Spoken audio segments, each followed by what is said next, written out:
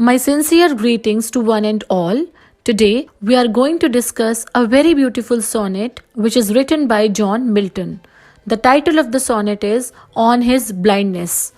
Before starting with the line by line explanation of this sonnet, let me tell you something about John Milton. John Milton is an acclaimed 17th century English poet. He was born in a staunch Puritan home and educated at St. Paul's School and Christ College at Cambridge. Milton's literary works are conditioned by two influences. First influence was the religious and the moral ardor of Puritanism, and the second influence was the broad and enlightened outlook of the Renaissance. Though a Puritan in his political and religious beliefs, he was far from sharing an average Puritan's aversion to art and beauty. While at Cambridge, Milton composed such fine verses as the Ode on the Morning of Christ's Nativity and on the Death of a Fair Infant. After leaving Cambridge, he lived at Horton in Bucks with his father, reading the classics and consciously preparing himself for his vocation of poetry. During these 5 years, Milton composed the best of his works like Arcades, Comus, and Lycidas. By 1652, Milton became permanently blind because of constant hard work and strain. His epic poems, Paradise Lost, Paradise Regained, and his poetic drama, Samson Agonistes, written during this period when blindness left him destitute and friendless, are absolutely unequaled. As a sonneteer, Milton widened the range of the sonnet and revived the classical or the Petrarchan sonnet. While the Elizabethans wrought of love as the chief subject matter in the sonnet, Milton enlarged its scope by including politics as well as religion. Milton's style rises to a splendor attained only by Homer in Greece and Virgil in Rome. He fuses Homer's loftiness and Virgil's majesty of expression. His poetical works are the superb combination of vast learning, fine sensitivity, strong sense of moral values, and rich imagination. Milton's style and diction are incomparably lofty and majestic. This was all about John Milton. Now let me tell you something about this particular sonnet, On His Blindness. This sonnet was written in 1655. 3 years after Milton became completely blind. The sonnet, On His Blindness, is marked by a brooding sense of despondency arising out of his blindness. It was written when Milton was in 44th year. Here, the poet is expressing his unhappiness about the fact that the best part of his life would go waste without producing any work of creative importance. He is afraid that he may be taken to task by God for his dereliction of duty, and he thus raises the question of the justness of God's ways to man in relation to his own loss of sight. In a bitter mood, Milton is inclined to think of God as a hard taskmaster. However, the second part of the sonnet expresses Milton's feeling of resignation and his undiminished faith in God's justice. He accepts total submission to the will of God. He realizes that God does not need anyone's praise or work. The sonnet teaches us to be contented with our lot in life, and also that it is man's duty to stand in readiness to serve God without any complaint or protest. Like all Milton's sonnets, this sonnet is written in the Italian or Petrarchan form, falling in two parts. The first, an octave, that is 8 lines, rhyming ABBA, ABBA, reveals the poet's fears and complaints, and the second part, that is the sestet, which contains 6 lines, rhyming CDE, CDE. It teaches us total submission to God's design. This was all a general introduction to this sonnet.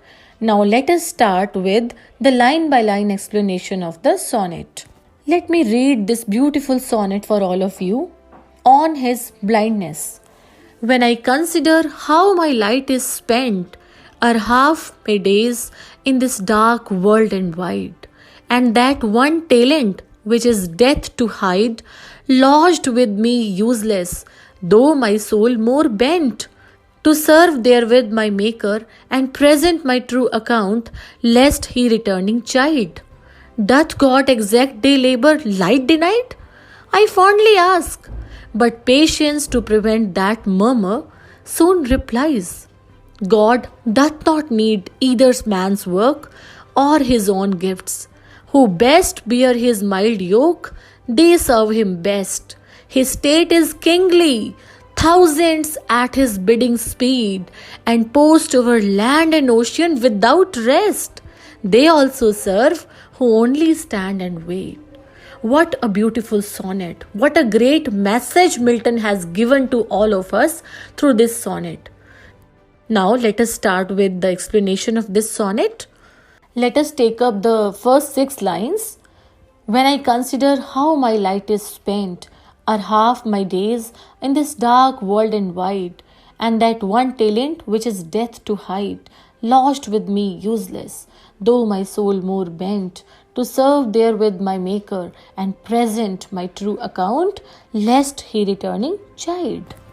Let me tell you the meanings of the difficult words which are used in these 6 lines. Consider means to think about something carefully. Light here means eyesight. Spent means to be completely used or finished. Means before. My days here means the days of my life.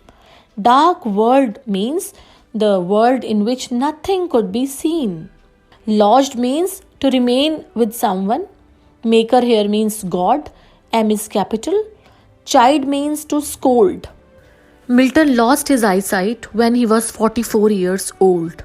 The wide world became dark for him. In this sonnet, Milton reviews his future as a poet after his blindness. He says that God had gifted him one talent. It was the talent of writing poetry. But the means of using this talent had been taken away from him.